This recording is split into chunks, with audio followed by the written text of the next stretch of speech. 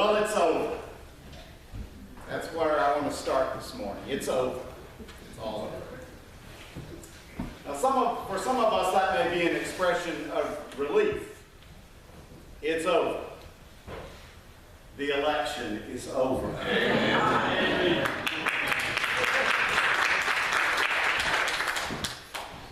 Clemson's string of undefeated regular season games is over. For those of you pleased with the outcome of the election, and those of you pleased with the Clemson loss, that statement, it's over, may represent an expression of deliverance. Change has come and our long national nightmare is over, right? For others who were frightened by the outcome of the election and by the Clemson loss, that statement may be a lament of despair, a sign of doomsday. It's over, it's all over. Life as we know it is over. Won again last night. Maybe you're like me. I'm still trying to get my head around what happened week before last. Now, the Clemson loss I won't even attempt to explain, okay? But of all the analysis and statistics reported about the election, this one has stood out to me the most. Now, I'm not going to ask you to reveal this morning what you did in regards to the election. But if we who are gathered here this morning represented how the whole country expressed itself in the presidential election this week and a half ago, here's how our room would look, okay? Say there were 100 of us in this room this morning and we divided ourselves in the way the country divided. Here's what it would look like. 26 of you would be sitting over here on this side, the right side, my right side, as Trump voters, okay? And 26 of you would be sitting over here on the left side as Clinton voters. And 2 of you would be up in the choir loft as voting for one of the other candidates, Gary Johnson, Jill Stein, or writing in Mickey Mouse. 26, 26, and 2. Do your math. But in the center section, our largest section, 46 of you out of the 100 eligible American voters would have cast their vote for no one. We can speculate as to the reason, but I wonder if it's because they've thought it's over for a long time. And they think the fact they did not vote does not matter. Now, one of my regular practices in doing weekly sermon preparation is to go to a website, a blog called The Working Preacher. Now, to some of you, that may sound like an oxymoron. The Working Preacher. The writer of that column, week before last, Caroline Lewis, said, "This will be a hard Sunday to preach. For you can't mend arguments and anxieties, tensions, and traumas in one sermon on one Sunday. This is going to take some time. But on this Sunday, the world will still be broken. But we also know the world is full of God's grace and love. And that, I think, she said, is what we must preach." So here goes. The scripture reading Jim brought for us this morning puts us alongside Jesus in the middle of some unsettling and turbulent times. Jesus is with his disciples at the Jewish temple in Jerusalem shortly before his arrest and his sham conviction and his execution. This same scripture story, except Mark's version of it, came up in the lectionary exactly a year ago. And here is what I told you then about the temple. Although I'm sure if you were here a year ago, you remember exactly what I said. Right? Some background to the temple. Construction of the Jerusalem temple had begun in the year 19 BC. And the temple itself was finished in about 2 years, though work on that structure continued for 80 years. The immense complex covered an area 5 football fields long and 3 football fields wide. The temple was built by King Herod, known in history as Herod the Great, but known by many of his victims as a murderous thug. Though Herod's sins are indeed many, he truly was a great builder. The harbor at Caesarea Maritima was state-of-the-art in its day, and the temple in Jerusalem was thought by many to be the most beautiful building in the world. The exterior of the building was covered in white marble and gold. One can only imagine the reaction of pilgrims upon first laying sight on the temple, especially if they arrived in the morning time with the early light striking the front facade. This shining structure would have seemed a fitting place indeed for God's presence here on earth. But many Jews had mixed reactions to the temple. On the one hand, it held prominent space as the center of their religion and their national life, but on the other hand, the temple itself was rife with corruption and collaboration with the occupying Roman government. One of Jesus' disciples said, Teacher, look at that stonework. Look at those buildings. And Jesus said, you're impressed by architecture?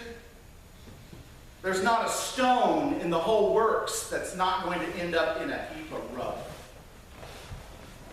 What do you mean? It's the temple, Jesus. It's our history. It's the foundation of what we have been taught about God. It is the place where God dwells. It may be hard for us to understand how unsettling these words fell upon the ears of his disciples. What was wrong with Jesus? Something had changed. Where was the guy who was turning heads with his miraculous healings and his bold preaching of a new kingdom coming and his talk of change and hope and an optimistic future? Where was that guy? His tone had changed.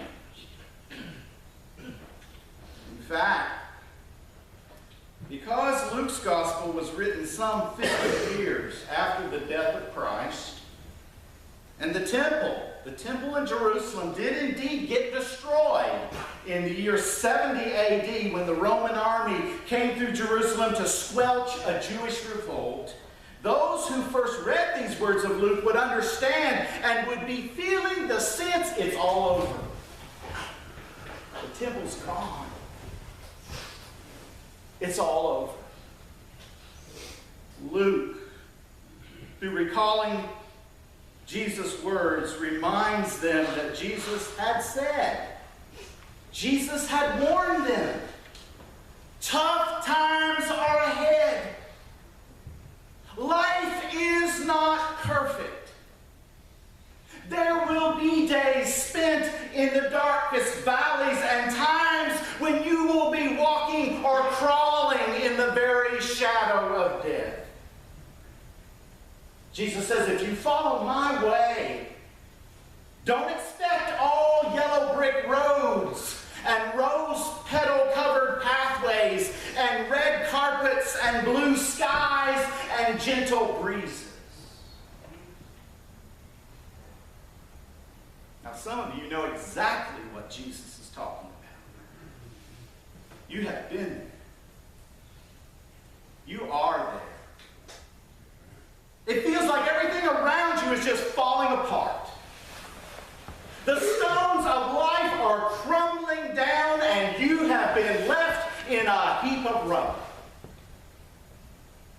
Sometimes the destruction comes from external forces completely beyond your control. And sometimes the forces are internal and they're self-destructive. And oftentimes it's some sort of strange mix of the two that's hard to sort out.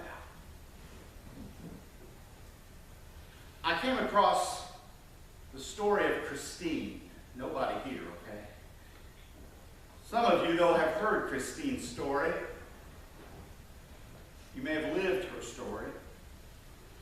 In her own words, Christine, who is today a writer and a middle-aged mother of 3 sons, in her own words, she says, "I once spent an entire day crouched down on my bedroom floor, holding a flashlight and picking through my carpet.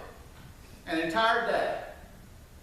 I can't even tell you how many little rocks, crumbs, pieces of dirt, and granules of salt I ate, hoping to find the specks of crystal meth I was convinced I had dropped the night before. It wasn't the first time I had picked through my carpet, desperate to find something that would change how I felt. Not even 2 weeks later, I was lying on that same floor, waiting for the ambulance to come. I had lost feeling in my legs and arms and was unable to stand or sit or walk, and my boyfriend, and I use that term loosely, she says, had left me lying there all alone because he was on parole and he didn't want to be caught in the drug scene. I was rushed to the hospital, and I don't remember much other than waking up the next day and asking where I was, and a nurse very hastily explained to me that I had overdosed on meth and was receiving treatment. And the doctors and the nurses, they were mean. I overheard one of them refer to me as another dumb druggie. 2 days later, I overdosed again. The following week, I started injecting meth instead of snorting, smoking, and swallowing it like I had been, and I could not stop. Now, if you had told me in high school that carpet picking and needles and overdoses and psychotic breaks from reality would be part of my life story, I would have laughed in your face. I was a good girl. I was smart. I made good grades. I was an all-star athlete who came from a great family. I had no reason to use drugs. I would never use drugs. She said, I don't think anyone plans on becoming a drug addict. Amen. I know I certainly didn't. She said, I didn't dream of losing jobs and apartments, friends, or family members to my addiction. I didn't plan on spending an entire holiday season, Thanksgiving through Christmas through New Year's in jail, or to lose my driver's license for 7 years and have to pedal a bicycle in the snow to and from work. I didn't aspire to be someone who stood in front of a mirror and carved the F word into my neckline because the drugs wore off enough for me to realize what a mess my life had become. I couldn't stand the way I felt before I used, but I loathed the person I became after. I didn't dream of having affairs with married men that broke up families. I didn't picture myself sitting on a street curb listening to gunshots fired inside of a car that my boyfriend jumped into minutes before. I didn't plan for this to be my life. But the disease of addiction does not discriminate. Addiction didn't care that I was smart or that I came from a loving family. Addiction didn't care what kind of life I had. When I tried meth for the first time, I knew the nature of my disease. I knew the minute I put the drugs into my body, my brain would respond with an uncontrollable obsession. I knew that the meth would hijack my frontal lobe, and instead of having access to survival skills, such as looking for food, getting more drugs would become my one and only concern. I knew all that about addiction. I'd already been to treatment for alcoholism and soft drugs. I knew that picking up hard drugs would catapult me into a new dimension of hell, but I didn't care. I needed something to change the way I felt. My addictions all started the same way, with that desperate need to change how I felt. She says, I stopped using because I had no choice. I was going to die.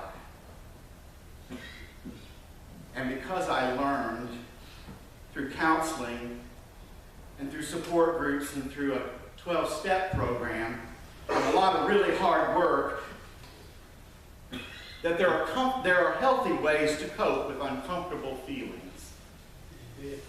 I used drugs, you see, so I could escape a reality that was too painful. But recovery has given me a reality that I no longer want to escape.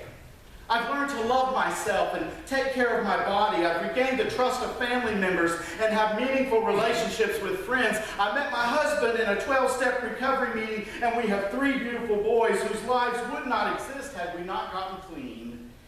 She said, I didn't plan for this to be my life, but I'm so grateful it is.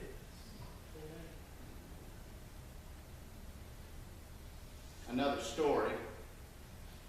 Some of you may have read the popular author, Max Lucado. In his book, In the Eye of the Storm, he opens with the story of Chippy the parakeet. He said Chippy got sucked into the vacuum while his owner was cleaning his cage. And the stunned bird, covered in dust and soot, was rescued from the vacuum cleaner bag and then rushed to the bathroom where he was thrust under running water. And then as he sat there soaked and shivering, his well-meaning owner reached for the hairdryer and blasted it with hot air. Now Max Lucado notes that poor Chippy never knew what hit him and concludes with the owner's assessment of Chippy's recovery. The owner said, well, Chippy doesn't sing much anymore.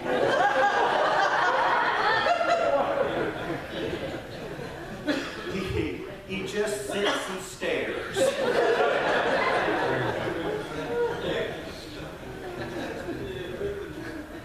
See, some of you know exactly what Chippy has gone through. And you are simply trying to keep it together when everything in you says it's falling apart. The stones are falling all around. And Jesus said, don't be surprised by it. This is life. This is the world in which we live. And if you want to live God's way, please know something. Please know that God's way is not the way of escape. You see, that's what drugs promise you. Drugs promise you an escape up to a point. That's what money promises you. Money promises you an escape up to a point. Well, that's what false fake religion, even that which masquerades as Christianity, promises you. An escape up to a point. Some of us have tried all that, maybe. May still be trying all that. How's that going? Jesus leads in a different direction. Not escape. Jesus does not necessarily lead you around the struggle, or around the trial of fire, or around the storm. Jesus never promises to take us around. Jesus says, expect for things to be hard. That's what he is telling his disciples in this scripture. Expect for things to be hard. Don't be surprised. There will be 2 temptations to face. One is to seek escape, and the other is to give in to despair. To say, well, what does it matter? It's all over anyway. I'm just going to drop out. Like Max Lucado's canary, I'm not going to sing anymore. I'm just going to sit and stare. Let's listen again to what Jesus has to say about hard times, this time from the Message. Jesus says, watch out for the doomsday deceivers. Many leaders are going to show up with forged identities claiming, I'm the one, I can fix it. The end is near. Don't fall for any of that. When you hear wars and uprisings, keep your head and don't panic. This is all part of routine history. No sign of the end. Jesus went on, nation will fight nation and ruler will fight ruler over and over again. Huge earthquakes will occur in various places. There will be famines. You'll think at times the very sky is falling. But before any of this happens, they'll arrest you, they may hunt you down, drag you to court and jail. It will go from bad to worse, dog eat dog, everyone at your throat because you carry my name. You'll end up on the witness stand, called to testify. Make up your mind right now not to worry about it. I'll give you the words and wisdom that will reduce all your accusers to stammers and stutters. You'll even be turned in by parents, by brothers,